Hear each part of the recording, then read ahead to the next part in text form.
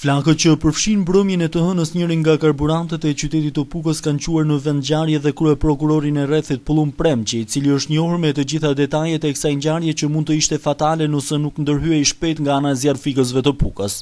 Hetim të plot dhe me detaje mbi ngjarjen ka kërkuar kreu i prokurorisë së Pukës, ekspertëve që po merren me këtë ngjarje. Sipas shefit të zjarrfikësve në Pukë, Agron Hadroj, zjarri në godinën e karburantit është shkaktuar nga një shkëndijë elektrike në mjediset ku ishin të magazinuara lubrifikantët. Mendohet si shkak kryesor zjarri të ketë ndodhur në pjesën e magazinës së lubrifikantëve të vajrave të Grasës, nga në një shkëndi e një prize elektrike dhe si pasoj, duke pas lubrifikante, zjarri është përhapur me shpejtësi të madhe, si pasoj ka ndodhur dhe procesi i djegjes, ndërsa procesi i eksplozivit të depozitave si pasoj e përqendrimit të gazrave të avujve në pjesën e sipërme të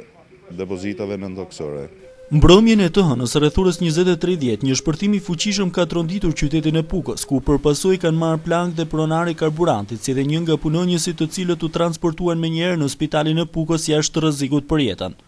Ishte vetëm ndërhyrja menjëhershme e zjarrfikësve të Pukës që ka evituar shpërthimin e depozitave të gazit, benzinës dhe naftës, përfshirja në flake të cilave mund të sillte pasoja fatale.